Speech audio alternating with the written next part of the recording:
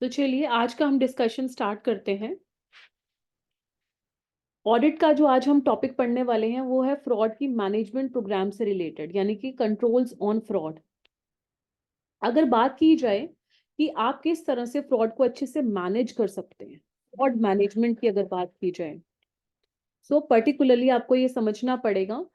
इसमें हमारे बहुत से और कंपोनेंट्स हैं जो कि हमें ध्यान में रखने हैं अच्छे से फ्रॉड को मैनेज करने के लिए।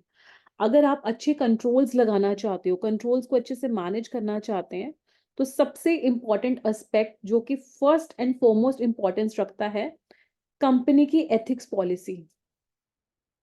कंपनी की एथिक्स पॉलिसी का मतलब ये है कि अगर कंपनी ने पहले से सबको ये बताया हुआ है कि ये डिसिप्लिनरी एक्शन आपके अगेंस्ट लिया जाएगा अगर आपने कंपनी में किसी भी टाइप का कोई फ्रॉड किया, तो आपके अगेंस्ट एक्शन लिया जाएगा। जैसे फॉर एग्जांपल, अगर किसी ने कोई सेंसिटिव इंफॉर्मेशन, जैसे कि यहाँ पर ये इमेजेस इंसर्ट करने का प्राइमरी मोटो यही है कि चीजें आप विजुअलाइजेशन के थ्रू अपने सबकॉन्शियस माइंड में सेटल कर लें। जैसे कि अगर बात की जाए, अगर किसी ने एग्जाम्पल के तौर पे कंपनी की कोई भी XYZ कंपनी है, उसकी जो सेंसिटिव इंफॉर्मेशन है वो अगर शेयर कर दी किसी भी और को, तो उसको जो है उस पर्टिकुलर सिचुएशन में that person can be send behind the bars, यानी कि उसको जेल भी हो सकती है। उसको वो लिखेंगे कि इसने कंपनी पर्सन ने, इस एम्प्लॉय ने इस कंपनी के साथ फ्रॉड किया है और हमारी सेंसिटिव इन्फॉर्मेशन लीक हो गई है, जिसकी वजह से हमें बहुत ज्यादा लॉस हुआ है और इसकी वजह से आपको जेल भी जाना पड़ सकता है। यानी कि कहने का मतलब क्या है, ध्यान से समझिए। हमने कहा कि हमने फ्रॉड को अच्छे से क्या करना है, मैनेज करना है, कंट्रोल लगाने हैं। तो अगर जिस ऑर्गेनाइजेशन में हम बात करें कि फ्रॉड ना हो, तो वहां पर ये चीज सारे एम्प्लॉयज को, जो भी उसके साथ एसोसिएटेड हैं, वर्कफोर्स टीम मेंबर्स, उनको पता होना चाहिए कि अगर हम इस ऑर्गेनाइजेशन में किसी भी टाइप का कोई भी फ्रॉड करते हैं तो हमारे अगेंस्ट ये एक्शन लिया जाएगा। क्योंकि देखिए, एक नॉर्मल एग्जांपल समझते हैं। ट्रैफिक सिग्नल की ही आप बात ले लीजिए, है ना। ट्रैफिक सिग्नल में आपको पता है इंडिया में भी ट्रैफिक नॉर्म्स हैं, बट फॉरेन कंट्रीज में क्यों वो ट्रैफिक नॉर्म्स ज्यादा सक्सेसफुल है? बिकॉज उनको पता है कि हैवी फाइन्स इम्पोज होंगे। यही मतलब है ना, हैवी फाइन्स इम्पोज होते हैं फॉरेन कंट्रीज में, राइट। तो इसलिए वहां पर ज्यादा कंप्लायंस होता है। लाइकवाइज अगर हम बात करें,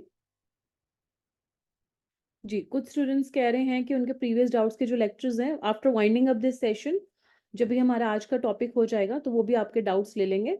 और डाउट्स के लिए मैं आपको एक ईमेल आईडी भी शेयर कर दूंगी, तो वीडियो फॉर्मेट में आपको वो भी मिल जाएगा। तो चलिए, जैसे कि हम डिस्कशन कर रहे थे कि फॉरेन कंट्रीज में ट्रैफिक नॉर्म्स इसीलिए अच्छे से सारे जो वहाँ के सिटीजन्स हैं कंप्लाई करते हैं। डेवलप्ड कंट्रीज जैसे ऑस्ट्रेलिया या कनाडा की बात की जाए, ऑस्ट्रेलिया है, कनाडा है, सिंपल से इसका लॉजिक यही है, उनको पता है कि अगर वो नहीं कंप्लाई करेंगे, उन्हें जो है पेनल्टीज, चलान्स, ये सारी चीजें फेस करनी पड़ेंगी। हमारे इंडिया में पता है कि बहुत ज्यादा, ऑल्दो ये सारी चीजें जो हैं ऑन पेपर्स तो होती हैं, है ना, मैं ये नहीं कह रही पूरी तरह से नहीं है इंडिया में, बट पता है किसी ना किसी तरह से आप बच सकते हो, जिसकी वजह से ट्रैफिक नॉर्म्स को अच्छे से कंप्लाई नहीं किया जाता, स्पेशली कुछ सिटीज में मैं बात कर रही हूँ, और ट्रैफिक कंजेशन बहुत ज्यादा होता है। तो अगर उन्हें पहले से ये चीज पता हो कि हमारे अगेंस्ट एक्शन लिया जाएगा, तो वो ट्रैफिक नॉर्म्स को कंप्लाई करेंगे। लाइकवाइज सेम चीज जो है, सेम सिचुएशन प्रिवेल करती है एक ऑर्गेनाइजेशन के अंदर भी, कि अगर should any allegation of fraud, let me change the colour here for better understanding, should any allegation of fraud, corruption, or theft be substantiated, the company will thoroughly investigate the case and disciplinary action will be taken wherever appropriate। यानी कि अगर किसी company की ethics policy में पहले से ये define हो गया कि ये सही है और गलत, एथिक्स बेसिकली क्या है, सही और गलत की डेफिनेशन ही तो बताते हैं ना। तो अगर कंपनी ने पहले से ये चीज बता दी है कि अगर किसी ने, कोई भी व्यक्ति, उस जो टीम मेंबर अगर फ्रॉड करते पाया गया, या कोई करप्ट प्रैक्टिसेस करी, या कंपनी की सेंसिटिव इंफॉर्मेशन लीक करी या चोरी करी, तो उस पर्टिकुलर सिचुएशन में ये उनके खिलाफ एम्प्लॉयज के अगेंस्ट एक्शन लिए जाएंगे। फर्दर मोर, वो ये कहना चाहते हैं जो हम पढ़ रहे हैं, the company reserves the right to report any criminal offences to appropriate legal authorities, जैसे कि हमने सेंसिटिव इंफॉर्मेशन साइबर क्राइम वाला एग्जाम्पल लिया, ठीक है, या हमने इमेज विजुअल प्रेजेंटेशन के थ्रू भी ये चीज समझी, and that person can be put behind the bars. सबसे इम्पोर्टेंट, अगर आप फ्रॉड को मैनेज करना चाहते हैं, अच्छे से कंट्रोल्स लगाना चाहते हैं फ्रॉड को मैनेज करने के लिए, तो सबसे पहले आप अपनी एथिक्स पॉलिसी को डिफाइन कीजिए एक ऑर्गेनाइजेशन के अंदर। ओके, ये सारे एथिक्स नॉर्म्स आपको फॉलो करने हैं, आपको सेंसिटिव इंफॉर्मेशन लीक नहीं करनी, आपको डेटा अच्छे से संभालना है, रेवेन्यू लीकेज आपकी वजह से नहीं होना चाहिए। तो आप सारे के सारे एथिक्स जो है डिफाइन कर दीजिए। उसके बाद जो वो पर्सन एथिक्स को फॉलो ना करे, कंप्लाई ना करे, तो उसके खिलाफ ये एक्शन लिया जाएगा। तो इस तरह से फ्रॉड्स को आप मैनेज कर सकते हैं। एक अनदर एग्जांपल इसी में ले लेते हैं। एक मैन्युफैक्चरिंग कंसर्न है या फिर कोई हॉस्पिटल है, वहां पर इन्वेंटरी जो है बहुत इंपॉर्टेंट है, वहां का जो स्टॉक है। तो स्टॉक में उन्होंने ये बोल दिया कि स्टॉक में अगर किसी भी टाइप का कुछ मिसिंग पार्ट आता है, तो सबसे पहले जो स्टॉक के सुपरवाइजर्स हैं, वहां के मैनेजर्स हैं, तो उनको ध्यान रखना है, नहीं तो एक्शन, अप्रोप्रिएट एक्शन लिया जाएगा अगर उनकी कोई नेग्लिजेंस ऑफ ड्यूटी हुई। तो यहाँ पर फ्रॉड को एक्सरसाइज करने के लिए उन्होंने क्या डिफाइन कर दिया, एथिक्स पॉलिसी डिफाइन कर दी। ये है मतलब इस एथिक्स पॉलिसी का। ठीक है, नाउ कम बैक, फ्रॉड को मैनेज करने के हम सारे कंपोनेंट सीख रहे थे। तो पहला हो गया ethics policy. Now second one is fraud awareness. Second हमारा क्या है, फ्रॉड के बारे में आपने अवेयरनेस फैलानी है। ये हम कर चुके हैं, कंपनी एथिक्स पॉलिसी, बट फिर भी एक बार दोबारा से इसको री रीड कर लेते हैं। A company establishes a comprehensive ethics policy outlining expected behaviour, कि टीम मेंबर से ये एक्सपेक्ट किया जाता है, उन्हें इस तरह से चलना है, और अगर उन्होंने वैसे ना चले तो उन्हें इस तरह से उसका कॉन्सिक्वेंसेस, मतलब अगर कॉन्सिक्वेंसेस मतलब उसका क्या परिणाम भुगतना पड़ेगा अगर उन्होंने उन एथिक्स को फॉलो नहीं किया। और सिर्फ इतना ही इंपॉर्टेंट नहीं है कि किसी कंपनी ने अगर एथिक्स बना दी है,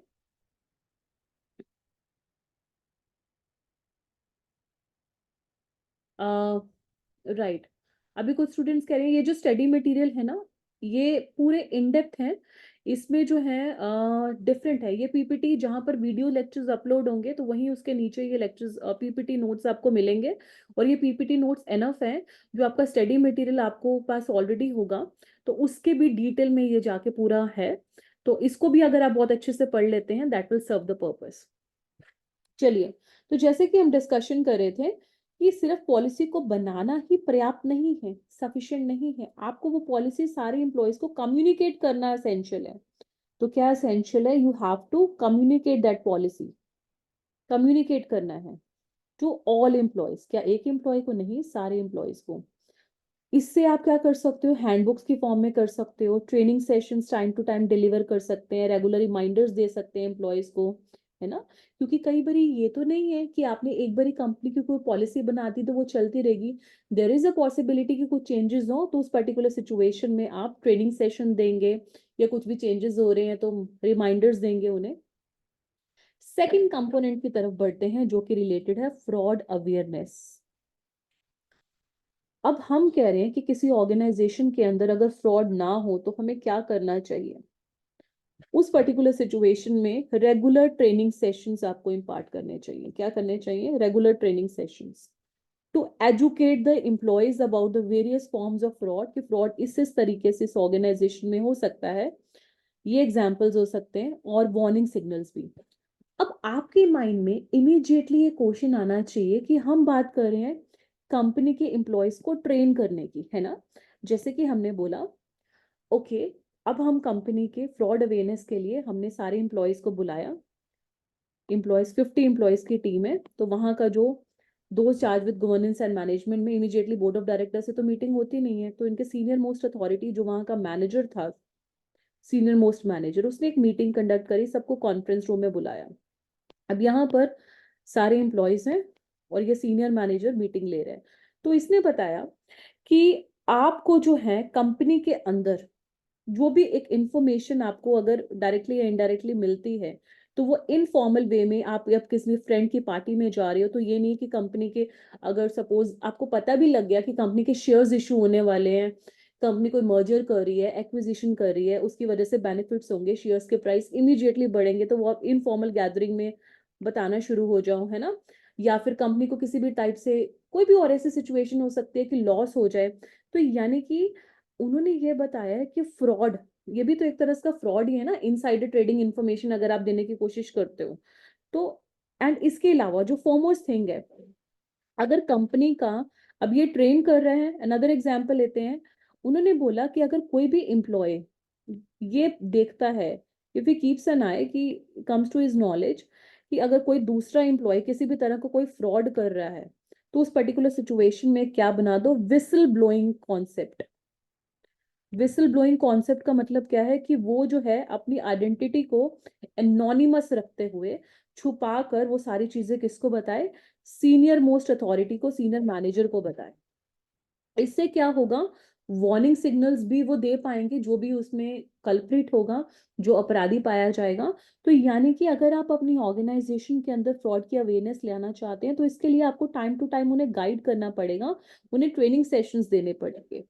इसके अलावा employees they are encourage to report any suspicion और कंसर्न, जैसे कि हमने यहाँ पे विसल ब्लोइंग कॉन्सेप्ट का डिस्कस किया, कि अगर कोई भी एम्प्लॉय कोई भी ऐसा काम करते पाया जाता है जो कंपनी के हित में नहीं है, it is not in favour of the organisation, तो जो दूसरा एम्प्लॉय उसके नॉलेज में आए, तो वो सारी चीजें क्या कर सकता है, वो उस पर्टिकुलर सिचुएशन में नॉलेज में ला सकता है, किसके, सीनियर मोस्ट अथॉरिटी, अपनी आइडेंटिटी को एनोनिमस रखते हुए वो ला सकता है, उसको हाइड करके अपनी आइडेंटिटी को। Then, continuing with this, employees are encouraged to report any suspicion or concerns about fraudulent activities through designated channels such as anonymous hotline, जैसे कि हमने whistleblowing ब्लोइंग वाला कॉन्सेप्ट भी पढ़ा।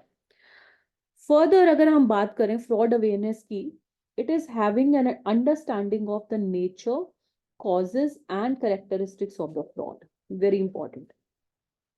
हम कह रहे हैं कि फ्रॉड की आपको ज्यादा से ज्यादा अवेयरनेस लेके आनी है, तो उसमें सबसे इंपॉर्टेंट एस्पेक्ट है कि फ्रॉड है क्या, फ्रॉड किन कारणों की वजह से होता है, और किस किस टाइप के फ्रॉड उस ऑर्गेनाइजेशन में हो सकते हैं। ये सारी चीजों की एक प्रॉपर अंडरस्टैंडिंग होनी चाहिए सारे एम्प्लॉयज को। स्पेसिफिकली अगर हम बात करें फ्रॉड अवेयरनेस की, तो उसमें it is developed through periodic fraud risk assessment. हमने बोला ना कि आप अपने एम्प्लॉयज को रेगुलरली ट्रेन करें, बट अगर आपको अपने एम्प्लॉयज को फ्रॉड के हिसाब से ट्रेन करना है, क्या करना है, ट्रेन करना है, तो उस पर्टिकुलर सिचुएशन में टाइम टू टाइम आपको रिस्क की क्या करनी पड़ेगी, असेसमेंट। यहाँ पर हम एक एग्जाम्पल भी डिस्कस करेंगे, जैसे कि रिस्क असेसमेंट का क्या मतलब है, टाइम टू टाइम किसी ऑर्गेनाइजेशन में ये देखा जाए कि क्या रिस्क हो रहे हैं। ओके तो यहाँ पर विसल ब्लोइंग कॉन्सेप्ट दोबारा से समझाने का एक वो है, ठीक है, हम उसको दोबारा डिस्कस कर लेते हैं एक एग्जाम्पल के साथ, फिर हम इस पे वापस आएंगे जो हम रिस्क असेसमेंट वाला ये पॉइंट नंबर 1 कर रहे थे। विसल ब्लोइंग कॉन्सेप्ट पढ़ते हैं। चलिए देखिए, विसल ब्लोइंग कॉन्सेप्ट में क्या है कि यहाँ पर है मैनेजर, इसके नीचे चैनल में है इसके जूनियर मैनेजर 1, जूनियर मैनेजर 2, नीचे हैं एम्प्लॉयज, इसके नीचे सपोज 5 एम्प्लॉयज हैं, इसके नीचे 1 2 3 4 5, और इसके नीचे एम्प्लॉयज हैं 1 और 2, ठीक है। अब इनके नीचे भी आगे जो है वर्कर्स हो सकते हैं, वर्कर्स इसके नीचे भी हैं, ये भी कुछ वर्कर्स, ये ए फैक्ट्री के देख रहे हैं, ये बी फैक्ट्री के वर्कर्स देख रहे हैं। अब क्या हुआ, वर्कर्स जो हैं ए फैक्ट्री के, वहां के 2 वर्कर्स ने, let it be worker 1 and worker 2, उन्होंने ये पाया कि यहाँ पर जूनियर मैनेजर के अंदर जो 2 एम्प्लॉयज हैं, employee number 2 and employee number 3, वो स्टॉक गायब कर रहे हैं, किसी उसी ऑर्गेनाइजेशन का स्टॉक जो है उसमें हेरा फेरी कर रहे हैं, मैनुपुलेट कर रहे हैं, क्योंकि ये जो है स्टॉक की सुपरविजन भी रखते हैं, लेकिन ये नहीं चाहते कि इनकी जॉब जो है वो खो जाए। तो वर्कर 1 और 2 क्या करेंगे, एनोनिमसली, कंपनी में अगर पहले से एथिक्स पॉलिसी डिफाइन है कि अगर आपको कुछ ऐसा नॉलेज में आता है तो आप सीनियर मोस्ट अथॉरिटी को बता सकते हैं। अब W1 और W2 को ये भी लग सकता है कि ये जूनियर मैनेजर अगर इनके साथ इन्वॉल्व होगा तो मे बी इनकी जॉब खतरे में ना पड़ जाए, तो ये अपनी आइडेंटिटी को हाइड रखते हुए, अगर उनके पास ये पहले से एथिक्स में डिफाइंड है कि आप सीधा जो सीनियर मैनेजर है उसके पास जा सकते हो, और आपके पास ये भी प्रोविजन है कि अपनी आइडेंटिटी को हाइड रखते हुए अपनी आगे ईमेल कर सकते हो, तो this is called whistle blowing concept, जिसमें आप अपनी आइडेंटिटी भी को छुपा के रखते हो, लेकिन अगर ऑर्गेनाइजेशन में कुछ गलत हो रहा है तो वो आप नॉलेज सीनियर मोस्ट अथॉरिटीज के नॉलेज में डायरेक्टली लाते हैं। This is called whistle blowing concept. I think अब आपको विसल ब्लोइंग कॉन्सेप्ट पूरा क्लियर हो चुका होगा। बेसिकली इन नटशेल समझें तो विसल ब्लोइंग कॉन्सेप्ट यही है कि आप अपना एनोनिमसली की बात की जाए कि अपनी आइडेंटिटी को हाइड रखते हुए, छुपाते हुए सीनियर मोस्ट अथॉरिटीज को, जो सीनियर अथॉरिटीज हैं, उनको डायरेक्टली अपना जो भी ऑर्गेनाइजेशन में गलत हो रहा है रिपोर्टिंग करते हैं। This is called whistle blowing concept.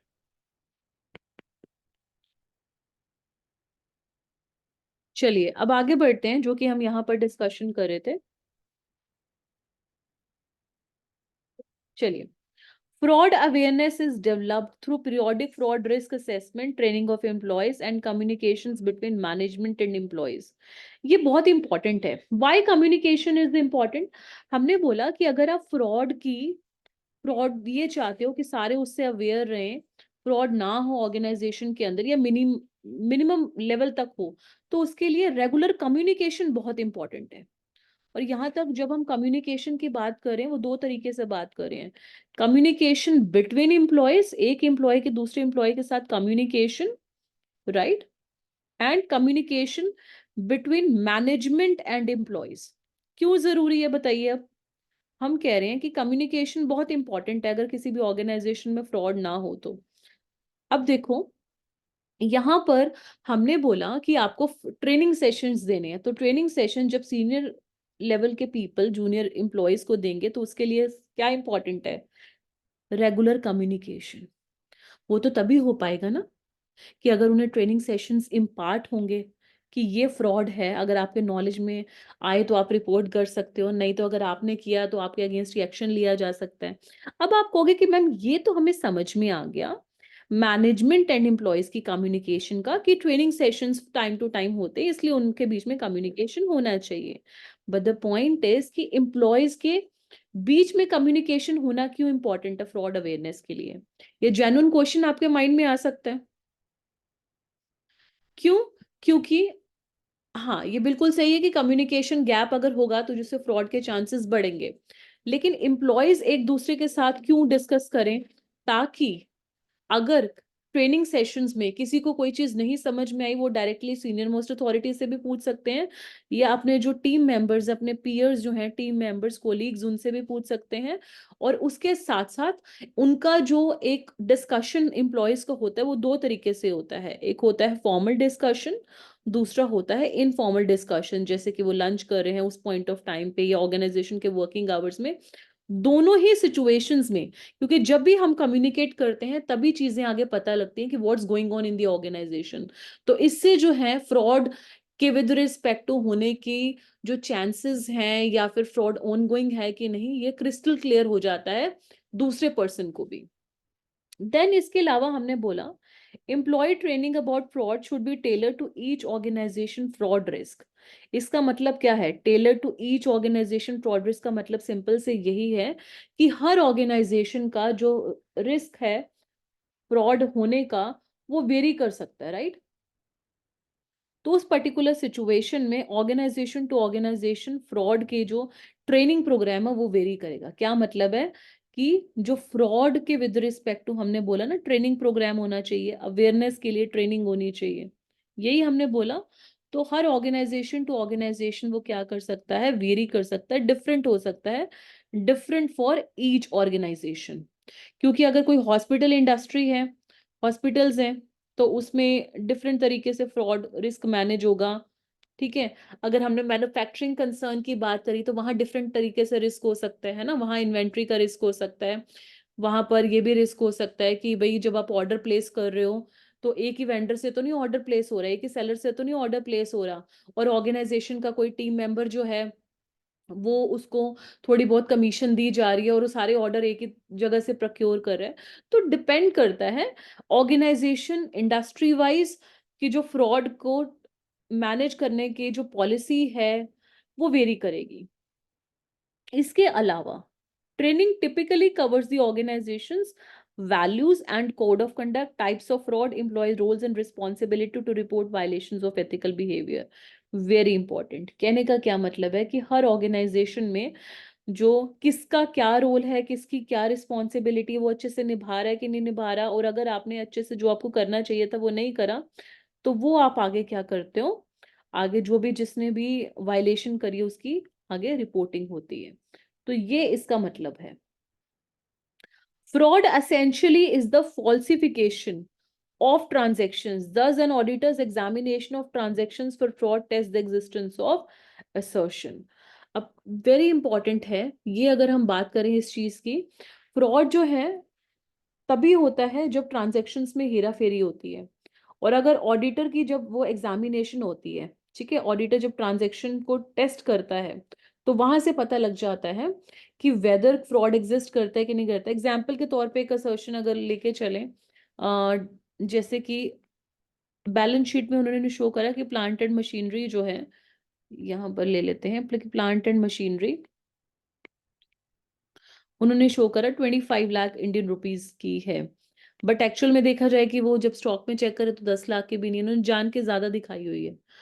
तो ऑडिटर की नॉलेज में ये चीज जब वो ऑडिट करेगा, जब वो एज सच ऑडिट करता है ना, फिजिकल ऑडिट में ये चीज सामने आएगी।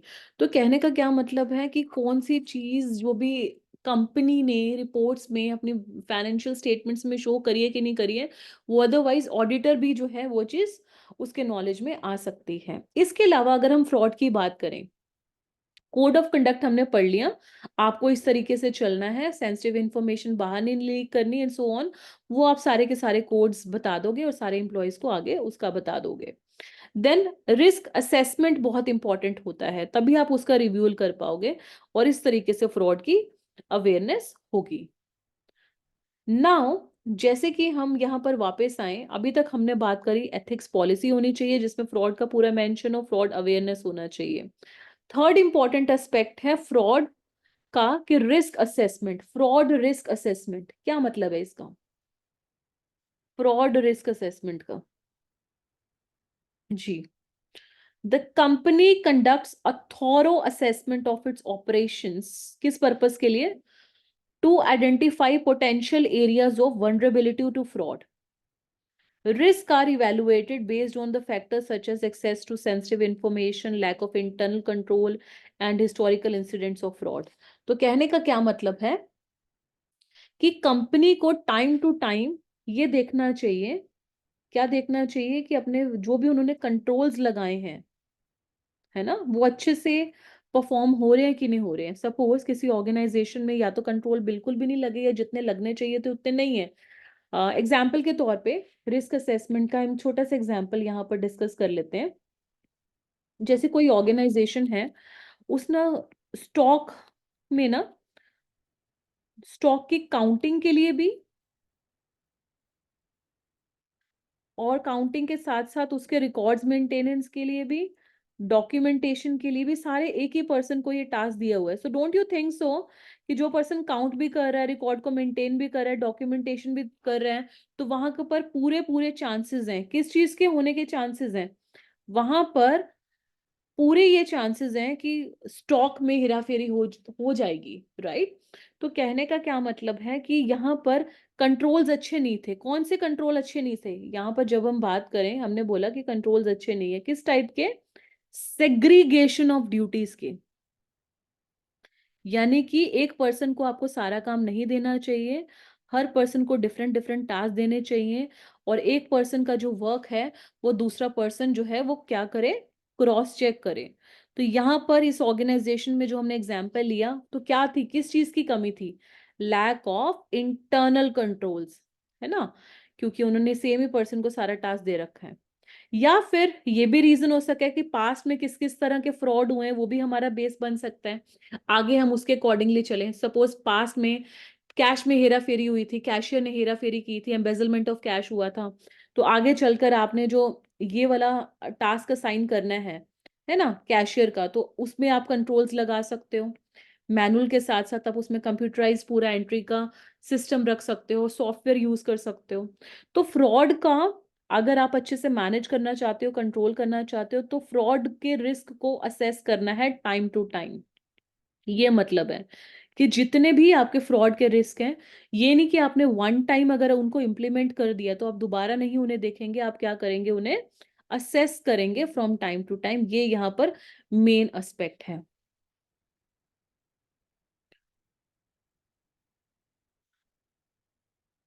यहाँ पर संदीप हमसे पूछ रहे हैं, ma'am fraud risk please experience. Sandeep, आप अपनी पूरी क्वेरी को एक बारी प्लेस कर देंगे so that I get to know. आप चैट बॉक्स में पूरा मेंशन कर दीजिए मीनवाइल।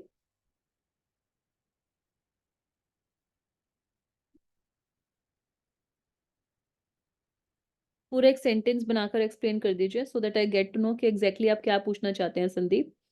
चलिए उसके बाद आगे बढ़ते हैं। ऑन गोइंग रिव्यूज, जो हमारा पॉइंट नंबर 4 है।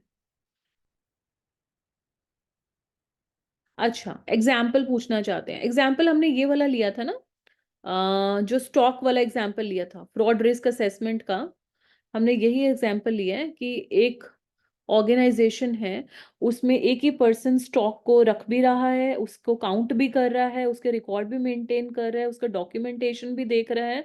तो डोंट यू थिंक सो, जब एक पर्सन को ये सारा काम दिया हुआ है तो वहां पर उस ऑर्गेनाइजेशन में कंट्रोल्स जो है, इंटरनल कंट्रोल्स की कमी है, जिसकी वजह से फ्रॉड होने के चांसेस है। तो इसकी वजह से उन्हें टाइम टू टाइम क्या करना चाहिए, असेसमेंट करना चाहिए, फ्रॉड रिस्क असेसमेंट।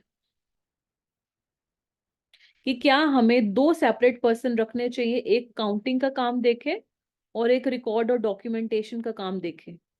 ठीक है, so this is refer to as internal control. लगा दिए हमने, क्या लगा दिए, इंटरनल कंट्रोल। और नेक्स्ट टाइम हम फिर से क्या करेंगे, जब नेक्स्ट टाइम हम रिस्क को असेस करेंगे तो हमें ये चीज पता लगेगी। सपोज पहले अगर 10% स्टॉक में कुछ घपला दिखा था, 5% ही दिख रहा है, या फिर ऑलमोस्ट नेग्लिजिबल हो गया, 1% हो गया, तो हमें ये पता लग जाएगा यहाँ पर हमने इंटरनल कंट्रोल्स अच्छे लगाए हैं, अब हमें और अच्छे कंट्रोल दूसरी जगह भी लगाने की जरूरत है। फ्रॉड रिस्क असेसमेंट का यही मतलब है कि हम ये एनालाइज करने की कोशिश करते हैं कि जहां पर कंट्रोल्स की कमी है, या फिर पास्ट में, जैसे हमने एम्बेजलमेंट ऑफ कैश वाला एग्जांपल लिया कि कैश में घपला हुआ था पास्ट में, तो हमें जो है, जो कैशियर अपॉइंट करना है वो मैनुअली तो करें करें, उसके साथ और क्या करें, उसका सॉफ्टवेयर भी पूरा डेटा मेंटेन करें। या फिर जो सेंसिटिव इंफॉर्मेशन है वो उसी को जाए, सीनियर मोस्ट अथॉरिटी जिसको वो चाहिए, जूनियर स्टाफ को ना हो। यहाँ पर हम छोटा सा एग्जांपल और भी डिस्कस कर लेते हैं ताकि आपको पूरा जो है यहाँ पर कॉन्सेप्ट क्रिस्टल क्लियर हो जाए, रिस्क असेसमेंट वाला। एग्जाम्पल के तौर पे यहाँ पर लेते हैं, एक ऑर्गेनाइजेशन है, तो जो ऑर्गेनाइजेशन की सेंसिटिव इंफॉर्मेशन है वो यहाँ पर B1 और B2 एम्प्लॉय के पास, ये दोनों एक सीनियर पोस्ट पोजीशन पे, इनके पास ही होनी चाहिए। बट बाय डिफॉल्ट यहाँ पर इनके साथ एक और B3 एम्प्लॉय भी बैठता है, बट B3 जो है इनके साथ ही बैठता है। बट अगर उसके वो सिस्टम जब भी छोड़ के जा रहे हैं तो B1 और B2 की ड्यूटी बनती है कि वो सिस्टम को लॉक करके जाएं। अगर सेवरल मिनट्स की इनएक्टिविटी है तो उसको शट डाउन करके जाएं, या कुछ ऐसा लॉक करके जाएं। क्यों? ताकि सेंसिटिव इन्फॉर्मेशन इसके पास ना आ जाए। अगर वो उनके एडजेसेंट भी बैठा है, एक पॉसिबिलिटी तो ये हो सकती है। दूसरी पॉसिबिलिटी ये भी हो सकती है कि जहां सेंसिटिव इंफॉर्मेशन, जैसे कि अगर हम बात की जाए कि ऑर्गेनाइजेशन में रिपोर्टिंग, एक MIS वाला सिस्टम होता है ना रिपोर्ट भेजने का। तो अगर हम चाहते हैं किसी पर्सन को, यहाँ पर लेवल्स होते हैं हर ऑर्गेनाइजेशन में, लेवल 1 के एम्प्लॉय, लेवल 2 के एम्प्लॉय, स्पेशली बैंक्स के अंदर लेवल 3 के एम्प्लॉय, कि सिर्फ और सिर्फ इस लेवल वाले के पर्सन के पास इंफॉर्मेशन जाए, दूसरे के पास ना जाए, तो हम क्या कर सकते हैं, ऑथेंटिकेशन प्रोसेस कर सकते हैं। आपने ये बैंक्स वगैरह में देखा भी होगा, जब आप कोई ट्रांजेक्शन करने जाते हो तो जिस पर्सन के पास ऑथराइजेशन या अप्रूवल की पावर होती है, अगर कैश, सपोज आप बैंक में कोई हैवी कैश विड्रॉल के लिए जाते हो, तो क्या आप जाके वो कैशियर से अप्रूवल लेते हो, जो सीनियर मोस्ट ऑथराइज पर्सन से अप्रूवल लेते हो? सीनियर वाले पर्सन से अप्रूवल लेते हो ना, ये इसका कहने का मतलब है। ठीक है, मैनेजर से लेते हो। तो यहाँ पर जहां पर रिस्क होने के चांसेस है, तो उन्होंने क्या लगा दिए, कंट्रोल्स लगा दिए, रिस्क को अच्छे से टाइम टू टाइम असेस करके मैनेज कर सके हम। देन है ऑनगोइंग रिव्यूज। ऑनगोइंग रिव्यूज का क्या मतलब है कि जो भी हम, जैसे हमने प्रीवियसली ये हमने बोला कि रिस्क आप टाइम टू टाइम मैनेज कर रहे हो, लेकिन इसके साथ साथ regular reviews, evaluation of internal controls, financial processes, employee का बिहेवियर कैसा है, कोई इरेगुलरिटी तो नहीं दिख रही, किस तरह से हम ऐसे मेजर्स लगाएं या एडजस्टमेंट्स करें। अब आपके माइंड में क्वेश्चन आ सकता है कि ma'am don't you think so कि fraud risk assessment and ongoing review same same सा है ना? आपके माइंड में ये क्वेश्चन आ रहा है कि नहीं आ रहा कि मैम ये सेम सेम सा लग रहा है, फ्रॉड रिस्क असेसमेंट और ऑनगोइंग रिव्यूज? लेकिन इसमें फर्क है, ये चीज हम कॉन्टिन्यूसली कर रहे हैं। क्या कर रहे हैं? कॉन्टिन्यूसली। लेकिन जो रिस्क असेसमेंट है ये टाइमली पीरियोडिकल है, ये हमारी एक पर्टिकुलर टाइम पीरियड के बाद हम ये करते हैं। बाकी जो नेचर है वो ऑलमोस्ट सेम है कंट्रोल्स और उसका। ठीक है जी, चलिए अब आगे बढ़ते हैं इसी में। ऑनगोइंग रिव्यूज की अगर बात की जाए, controls up to the mark है कि नहीं, फ्रॉड अलर्ट है तो हम किस तरह से एडजस्टमेंट्स कर रहे हैं, तो ये सारी चीजें ऑनगोइंग रिव्यूज में आती हैं। हम जैसे कि पढ़ के आए थे उसका एक क्विक रिव्यू ले लेते हैं फ्रॉड रिस्क असेसमेंट का। इसमें क्या क्या चीजें इंक्लूड होती हैं, कि रिस्क के फैक्टर्स क्या क्या हो सकते हैं। कंट्रोल्स का तो हमने बहुत डिटेल में स्टॉक वाला एग्जाम्पल भी करा था, बैंक वाला एग्जाम्पल भी करा था। गैप्स अगर हैं कंट्रोल में तो उसको देखना। सबसे इंपॉर्टेंट ये भी इंपॉर्टेंस रखता है, testing the operating effectiveness of fraud prevention and detection of controls and documenting and reporting the fraud risk assessment. ये बहुत इंपॉर्टेंट है। आपको नहीं लगता कि किसी भी ऑर्गेनाइजेशन के अंदर जब तक हम प्रॉपर डॉक्यूमेंटेशन नहीं कर रहे, प्रॉपर रिकॉर्ड नहीं मेंटेन कर रहे, तो हम डेटा एनालिटिक्स कैसे यूज करके आगे के लिए कंट्रोल्स लगाएंगे, कैसे रिस्क को मैनेज करेंगे? तो उसके लिए documentation is really very important. अब सी पॉइंट भी इंपॉर्टेंट है, इसको भी डिटेल में डिस्कस करते हैं। सी पॉइंट में हम कह रहे हैं testing the operating effectiveness of fraud prevention and detection controls. जरूरी तो नहीं है ना कि फ्रॉड जब हो जाए उसके बाद ही हम उसको जो है उसके ऊपर कंट्रोल एक्सरसाइज करें। अच्छा, यहाँ पर एक क्वेश्चन आया है कैंडिडेट का कि ongoing review every year done और डिफरेंट। ये पीरियोडिकल है तो हर ऑर्गेनाइजेशन और इंडस्ट्री वाइज ये वेरी कर सकते हैं। किसी ऑर्गेनाइजेशन के ऑनगोइंग रिव्यू एवरी डन ये रेगुलरली होता है। देखो एक सेकेंड, रिस्क असेसमेंट तो पीरियोडिकल है, ऑनगोइंग रिव्यू में मैं आपको बताती हूँ। जैसे कि इंटरनल कंट्रोल्स, इंटरनल ऑडिट, आपने हम पूरा जो अपना सिलेबस ही इंटरनल ऑडिट का पढ़ रहे हैं। जैसे बड़े बड़े बैंक्स है वहां पे रेगुलरली एक इंटरनल ऑडिटर उन्होंने बिठा दिया। उन्होंने क्या बोला कि ऑडिट मेमो इशू करो। यहाँ पर एक छोटा सा एग्जाम्पल लेते हैं, वहां से आपको क्लियर हो जाएगा कि ये कितने टाइम में होते हैं। ऑनगोइंग ये कॉन्टिन्यूसली चलता जाता है, जैसे कि मैं पहले आपको बता दूं जो आपका फोरमोस्ट क्वेश्चन है, फिर मैं इसको एक एग्जांपल से भी आपको क्लैरिफाई और अच्छे से कर देती हूँ। प्रदीप परमार का ये क्वेश्चन आया है। देखिए, एक बैंक है, सपोज सेंट्रल बैंक है, देन वहां पर एक्सेप्शन रिपोर्ट बनती है। एक्सेप्शन रिपोर्ट, क्योंकि पर्सनली वहां पर मैंने ऑडिट करा है तो मैं आपको ये एग्जाम्पल बहुत अच्छे से समझा पा रही हूँ। एग्जाम्पल के तौर पे अगर बात की जाए, लोन डिपार्टमेंट में जब किसी का लोन सेंशन होता है, सपोज उसका 5% है, किसी सपोज होम लोन वाला, या किसी का दूसरा ऑटोमोबाइल लोन है उसका 7% है, या कोई भी एक परसेंट है चले, लेकिन एक्चुअल में जो लोन लग के आ रहा है स्टूडेंट लोन वाला, उसका लोन डिफर डिफर कर सकता है क्या, रेट ऑफ इंटरेस्ट। ठीक है, लेकिन एक्सेप्शन रिपोर्ट में क्या होता है कि जितना लोन का परसेंटेज होना चाहिए था उतना नहीं हो रहा, वो वेरी कर रहा है, या फिर ये तो हमने सिर्फ लोन के पर्सपेक्टिव से रेट ऑफ इंटरेस्ट लिया है। तो डोंट यू थिंक सो कि अगर लोन का थोड़ा बहुत भी परसेंटेज वेरी करेगा तो अमाउंट ऑफ इंटरेस्ट में डिफर करेगा, अमाउंट है ना, जितना आना चाहिए उतना नहीं आएगा। तो वो हमने अपने सिस्टम सॉफ्टवेयर में ऐसी डिजाइनिंग कर दी कि एक्सेप्शन रिपोर्ट निकल के सामने आएगी, वो हमें सारी चीजें बताएगी। तो ये किसका एग्जाम्पल हो गया, ऑनगोइंग रिव्यू का, कि कॉन्टिन्यूसली जो है किसी भी पॉइंट ऑफ टाइम पे ऑडिटर को या सीनियर मोस्ट अथॉरिटी को अगर कोई भी उसके विद रिस्पेक्ट टू रिपोर्ट चाहिए हो तो वो ले पाए। तो ऑनगोइंग रिव्यू को हम बोल सकते हैं, प्रदीप परमार का जो क्वेश्चन आया था, रियल टाइम बेसिस पे होता है ये, रियल टाइम बेसिस पे, कि हमने कंट्रोल्स लगा दिए और वो कॉन्टिन्यूसली चल रहे हैं। ये इसमें एग्जाम्पल आएगा। ठीक है, आगे बढ़ते हैं। हमने बात करी थी प्रिवेंशन एंड डिटेक्शन की, यही बात करी है, प्रिवेंशन एंड डिटेक्शन, राइट। अब उसको डिटेल में हम पूरा जो है जिसको डिस्कस कर लेते हैं। Prevention and detection, the company implements preventive measures such as segregation of duties. अभी पढ़ के आए हैं कि जैसे कैशियर है, पास में उसने पैसे का घपला करा था, एम्बेजलमेंट ऑफ कैश करा था, तो अभी हमने कह दिया कि भाई कैश ये जैसे रिसीव करेगा उसके बाद कैश को स्टोर करने का या बॉक्स में रखने का काम दूसरे पर्सन का है, तो हमने यहाँ पर क्या लगा दिया, सेग्रीगेशन ऑफ ड्यूटीज लगा दिया।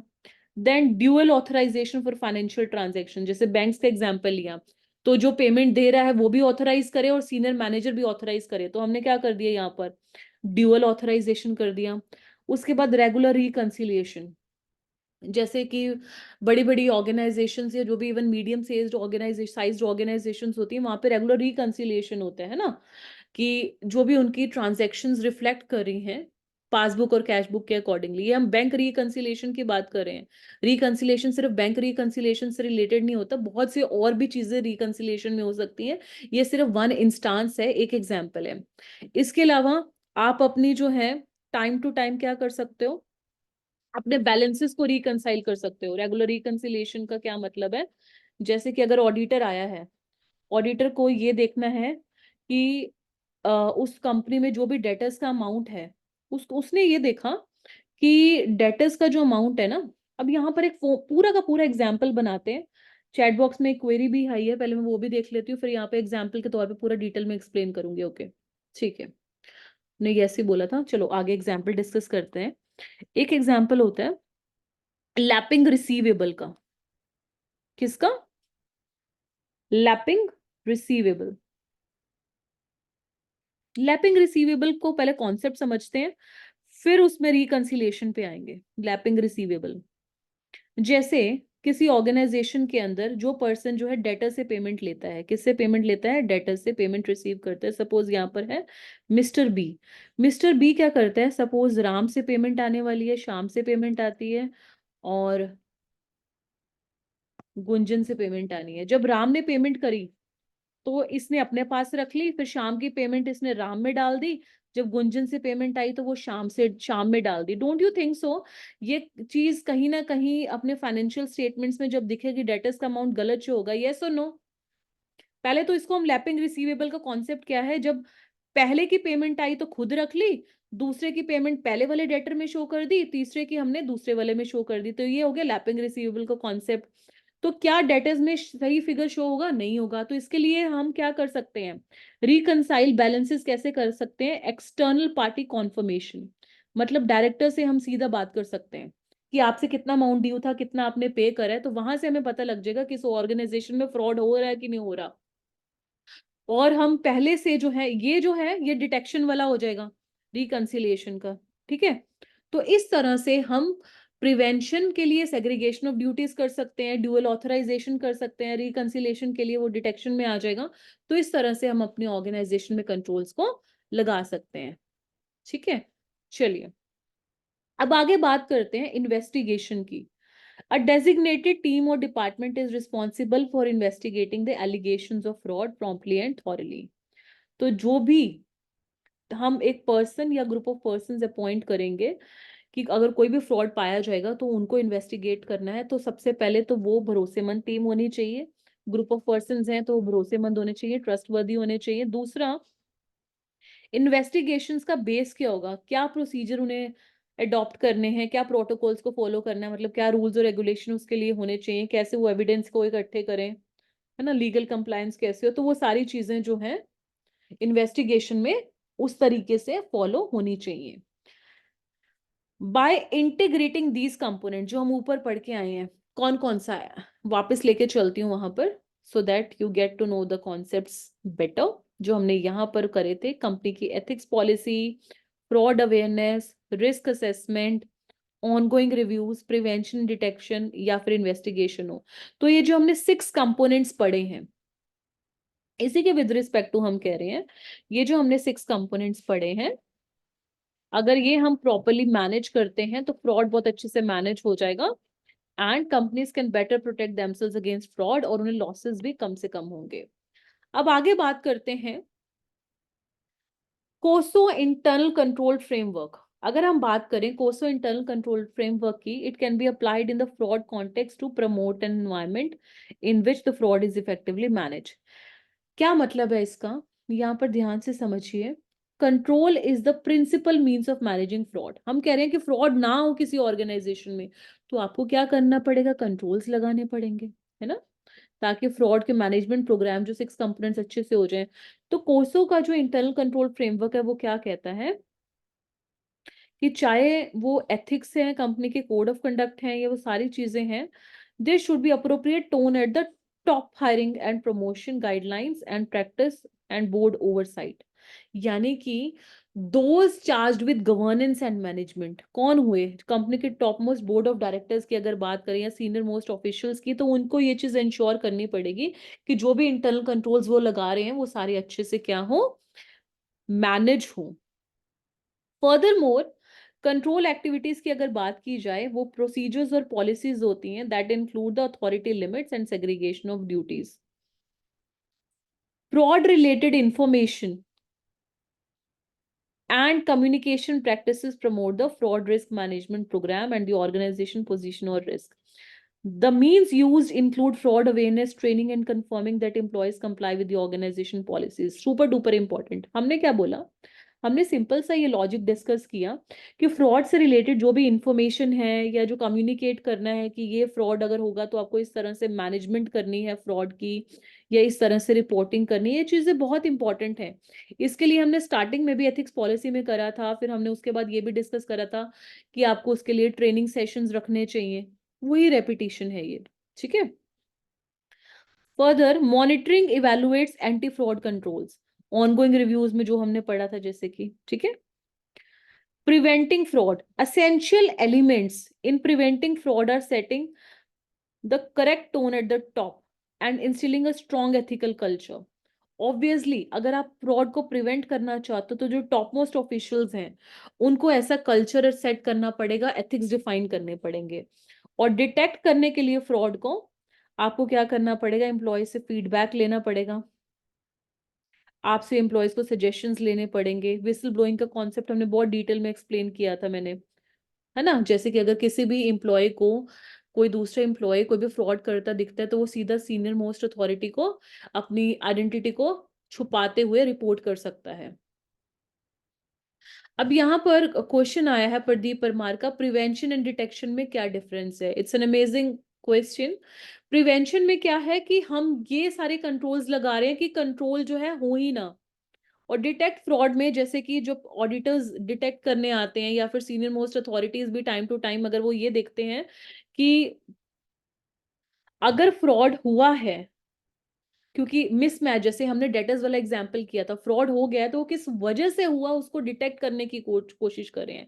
लेकिन प्रिवेंशन में क्या है, हम पहले से कंट्रोल्स लगा रहे हैं ताकि वो ना हो, जैसे कि अच्छे से उन्हें ट्रेनिंग सेशंस दे रहे हैं, एम्प्लॉयज को ट्रेनिंग सेशंस अच्छे से दे दिए, ट्रेनिंग सेशंस के साथ साथ अच्छा एथिक्स का कल्चर बिल्ड कर दिया, और उन्हें बता दिया कि अगर आपने एथिक्स को फॉलो नहीं किया, फ्रॉड को अगर अच्छे से, और कंपनी में जो भी कंट्रोल्स लगे उसके बाद भी फ्रॉड हुआ तो आपके अगेंस्ट एक्शन लिया जाएगा। तो ये सारा किस में आ जाएगा, प्रिवेंटिंग फ्रॉड में। लेकिन फ्रॉड अगर हो चुका है उसके विद रिस्पेक्ट टू हम कॉन्फर्मेशन ले रहे हैं डेटर से, तो ये किसका हुआ, डिटेक्टिंग फ्रॉड। अब आप कहोगे कि मैम यहाँ पर आपने ये भी तो इनकॉर्पोरेट किया है ना, एम्प्लॉय का फीडबैक, ये सारी चीजें। तो जब हम डिटेक्ट करते हैं फ्रॉड में तब भी तो हम क्रॉस क्वेश्चन करते हैं ना दूसरे एम्प्लॉय से, तो वो उस कॉन्टेक्स्ट में है। मेजर डिफरेंस क्या है प्रिवेंटिंग एंड डिटेक्टिंग फ्रॉड में, कि वहां पर आप वो सारे मेजर्स लगाते हो ताकि फ्रॉड ना हो, एंड वंस अगर ऐसा कुछ फिगर आउट होता है तो आप ऐसे मेजर्स लगाते हो ताकि आप उसको इन डेप्थ मैनर में फ्रॉड को क्या कर पाए, डिटेक्ट कर पाए। क्लियर है Pradeep Parmar, prevention and detection fraud में अब आपको? जी। अब आगे बढ़ते हैं, रिस्पॉन्सिबिलिटी फॉर कंट्रोल्स।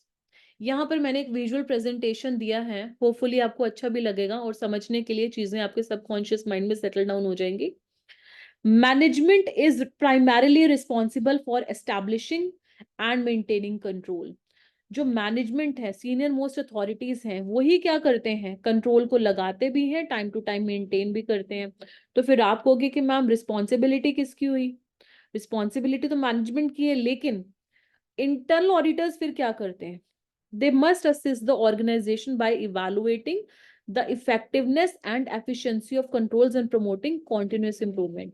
कि जो भी मैनेजमेंट ने कंट्रोल्स लगाए थे पहले से और जो टाइम टू टाइम वो मेंटेन कर रहे हैं कंट्रोल्स, तो वो अप टू द मार्क है कि नहीं, जो भी कंट्रोल्स उन्होंने लगाए हैं ऑर्गेनाइजेशन के सक्सेस के लिए और फ्रॉड ना हो, इस चीज को वो एनालाइज करते हैं। कौन? Internal auditors. अल्टीमेटली जो रिस्पॉन्सिबिलिटी है किसकी है? मैनेजमेंट की है, कंट्रोल लगाने की, मेंटेन करने की। हाँ, उसमें कुछ इंप्रूवमेंट के लिए सजेशंस कौन देगा? Internal auditors. Furthermore, internal auditors acting in a consulting role can help management in identifying and assessing the risk. Obviously, जब वो suggestions दे रहे हैं, कौन? Auditors, तो इससे management को help मिलेगी कि वो किस तरह से अपना controls को और अच्छे से exercise कर सकते हैं, controls को और अच्छे से implement कर सकते हैं। तो ये है adequacy के with respect to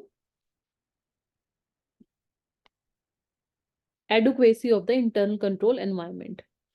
chat box में इंटरनल ऑडिटर रिव्यू कंट्रोल्स, बिल्कुल आप ये कह सकते हैं कि वो कंट्रोल को रिव्यू करते हैं, लेकिन वो रिव्यू कॉन्टिन्यूअस बेसिस पे करते हैं ताकि उसमें कुछ भी सजेशंस देने हो तो वो दे पाए। इसके साथ साथ internal auditors also are in a unique position within the organisation to recommend changes to improve the control environment. तो अगर कुछ चेंजेस उन्हें लगते हैं कि ये चेंजेस अगर हो जाए ऑर्गेनाइजेशन में या कंट्रोल में चेंज हो जाए, मतलब वो क्या देंगे? सजेशंस देंगे रिव्यू करके। देन आगे बढ़ते हैं। Segregation of duties.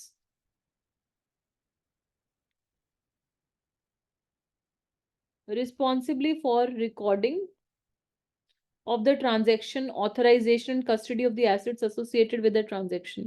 The effect is to minimize the opportunities for a person to be able to perpetrate and conceal fraud or error. देखो, सिंपल सा लॉजिक, अगर एक पर्सन काम कर रहा है तो वो वहां फ्रॉड के होने के चांसेस हैं। सेग्रीगेशन कर दी ड्यूटीज की, तेरा ये काम है, तेरा ये काम है, इनको तेरा क्रॉस चेक काम है, तो वहां पर फ्रॉड होने के जो चांसेस हैं, फ्रॉड के जो चांसेस हैं वो क्या हो जाएंगे? फ्रॉड के चांसेस मिनिमम हो जाएंगे। एग्जाम्पल के तौर पे, a separate contract negotiation from approval of invoices for payment. Person responsible for signing checks or approving electronic payments verify that a service or a product was received. Separate contract negotiation, approval of invoices for payment and budget preparation. Separate vendor setup responsibility from the team for the purchase function. Separate employee and contract setup for the position responsible for processing and payroll contractor payments. ये जो हम separate कर रहे हैं कि हर person की एक separate जो है accountability हो, इससे डोंट यू थिंक सो कि फ्रॉड होने के जो चांसेस हैं वो मिनिमम हो जाएंगे। कि पहले अगर आपको पेमेंट करनी है तो उसके लिए आप इनवॉइस बनवाइए, इनवॉइस अप्रूव करवाइए, फिर अगर पेमेंट करनी है तो चेक जो है वो साइन करवाइए, उसका आप अप्रूवल लीजिए, है ना, रिस्पॉन्सिबिलिटी फिर उसका ले लिया, फिर आगे आपको परचेज फंक्शन में वो चेक देना। तो यानी कि हम कहने का क्या मतलब कर रहे हैं, यहाँ तक हमारे सेम नोड में चल रहे थे। यहाँ पर क्या है कि separate vendor, separate separate seller जो है वो होना चाहिए। परचेजिंग फंक्शन यानी कि सारे के सारे एक ही सेलर के पास ऑर्डर प्लेस हो गए, वहां अगेन फ्रॉड होने के चांसेस है ना। जैसे कि मिस्टर मिस्टर बजट है, बजट ना, मिस्टर श्याम राम रख लेते हैं। मिस्टर श्याम जो है वो कंपनी में सारे के सारे जो सेलिंग के ऑर्डर्स हैं मिस्टर जो है शंभू को दे देता है। ठीक है, क्यों? क्योंकि उसको वहां से कमीशन जुड़ी हुई है, किसको? उसको सारी कमीशन मिलेगी यहाँ से। तो डोंट यू थिंक सो कि यहाँ पे कहीं ना कहीं ऑर्गेनाइजेशन का रेवेन्यू लॉस हो रहा है ना? क्यों? क्योंकि वो चीज अगर कम कॉस्ट पे मिलती और थोड़ा कॉस्ट कंपेटिटिव प्राइसेस पे लेते तो हमारा कॉस्ट सेव हो सकते थे, जिसकी वजह से हमारे प्रॉफिट ज्यादा होते। तो रेवेन्यू लीकेज ही तो है ना एक तरह से। तो कहने का क्या मतलब है, अगर हमने separate separate task, separate separate person बनाए हैं तो वहां पर फ्रॉड होने के चांसेस मिनिमम होंगे। परचेज ऑफिस इनवॉइस प्रोसेसिंग के लिए डिफरेंट पर्सन हो, तो यानी कि यहाँ पर हम अगेन यही चीज कर रहे हैं कि डिफरेंट डिफरेंट पर्सन का डिफरेंट डिफरेंट टास्क है। Again prepare an accounts payable signature and authorisation list. Again उसके लिए आप क्या कर रहे हो, सेपरेट ऑथराइजेशन, अगर अगर आपने पेमेंट करना है आपने क्रेडिटर्स का, तो उसके लिए सेपरेट क्या होना चाहिए, सेपरेट अप्रूवल हो। परचेज ऑर्डर सेपरेट पर्सन देख रहा है, जो इनिशिएट कर रहा है वो सेपरेट पर्सन है, और उसकी फुल रिस्पॉन्सिबिलिटी है कि ये चीज देखना कि परचेज हो, सही प्राइस पे हो, जो क्वांटिटी ऑर्डर करी है, जो क्वालिटी है वो मिल रही है कि नहीं मिल रही है। Purchases can only be transacted by approved vendors. पहले भी हम यहाँ पर ये चीज डिस्कस करके आए एग्जाम्पल के तौर पे। कोई भी तरह की घूसखोरी कमीशन वगैरह का कॉन्सेप्ट तो नहीं चल रहा, ठीक है। Expenditures transacted via credit card और debit card and electronic payments are subject to expense type transaction separate. अब यहाँ पर देखिए, क्रेडिट कार्ड और डेबिट कार्ड वाली जो ट्रांजेक्शन है, इलेक्ट्रॉनिक पेमेंट स्पेसिफिकली, उसमें हमने क्या देखना पड़ेगा, कोड रेस्ट्रिक्शंस लगानी पड़ेंगी। हमें ये देखना पड़ेगा कि जो पेमेंट हो रही है, क्योंकि जो कार्ड से पेमेंट होती है कई बार वहां पर नेचर नहीं रिफ्लेक्ट होता कि ट्रांजैक्शन किस पर्पस के लिए हुई है, तो वहां पर और ज्यादा हमें कंट्रोल्स लगाने चाहिए। ये तो सारे चैनल्स क्या हैं, जैसे जेली है, जेली यहाँ पर जैसे ईमेल आईडी आप देते हो, तो यूएस में क्या होता है, सिर्फ आप ईमेल आईडी दो तो पेमेंट ट्रांसफर हो जाती है फ्रॉम बैंक टू बैंक, एक इंडिविजुअल के बैंक से दूसरे इंडिविजुअल के बैंक में। पेपाल भी एक तरह का मनी ट्रांसफर का इलेक्ट्रॉनिक मोड का प्लेटफॉर्म है। तो वो ये कहना चाहते हैं कि यहाँ पर फ्रॉड होने के चांसेस क्या है, ज्यादा है, यहाँ पर फ्रॉड होने की पॉसिबिलिटी हाई है। तो यहाँ पर आपको और अच्छे स्ट्रिंजेंट कंट्रोल्स लगाने चाहिए। कॉन्टिन्यूइंग विद दिस, जैसे कि हम बात कर रहे थे, जैसे रिसीविंग डिपार्टमेंट जो है does not accept goods unless it has a blind copy of a properly approved purchase order for the items. Credit card changes are subject to the expenditure controls on purchases transacted through the accounts payable process cycle. Receiving reports and vendor invoices are required to be sent to the accounts payable.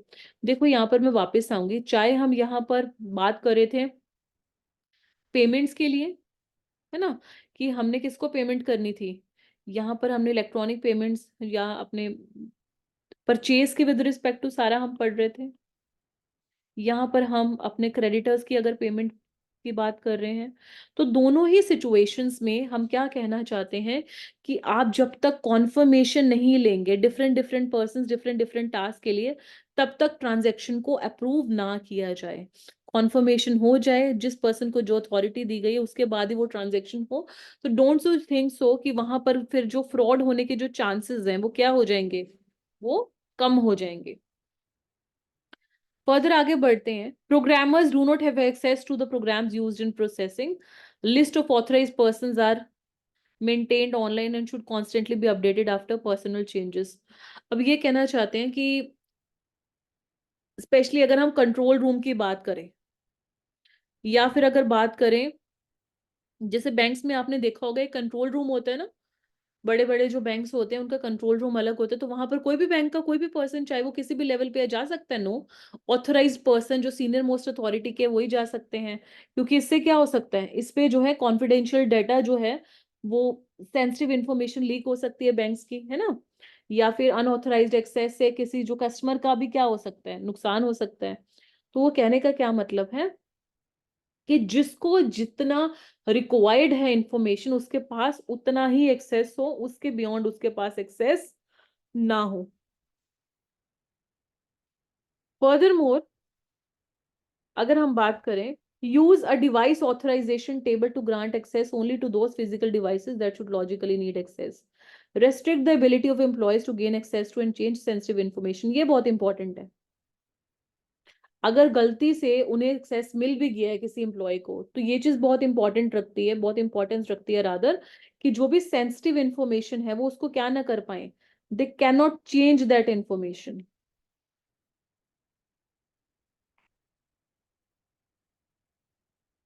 और इसमें आप encrypt कर सकते हो data, जैसे कि आप उसमें पासवर्ड्स लगा सकते हो, आप उसमें कोड रख सकते हो, ठीक है, जो कि ऑथराइज्ड पर्सन के जो भी ऑफिस का फोन है उस पे आए। तो इस तरह से आप कंट्रोल्स को क्या कर सकते हैं, लेवी कर सकते हैं, और इस तरह से कंट्रोल्स अगर आप अच्छे से लगाएंगे तो फ्रॉड होने के जो चांसेस हैं वो आपके क्या होंगे, मिनिमम होंगे फ्रॉड होने के चांसेस, ठीक है। तो इस तरह से हमने कंट्रोल्स को पूरा पढ़ा है, और आपके अभी जो भी डाउट्स होंगे, यहाँ पर इस पर मैं मेल आईडी लिख देती हूँ, जस्ट वेट।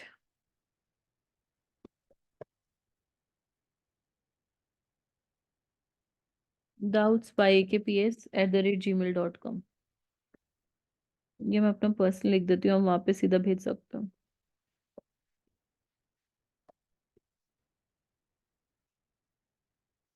मैंने अपना पर्सनल भी लिख दिया है और एक दूसरा डाउट वाला भी मैं लिख रही हूँ, तो आपके जो भी डाउट्स हैं आपको मेल करने हैं।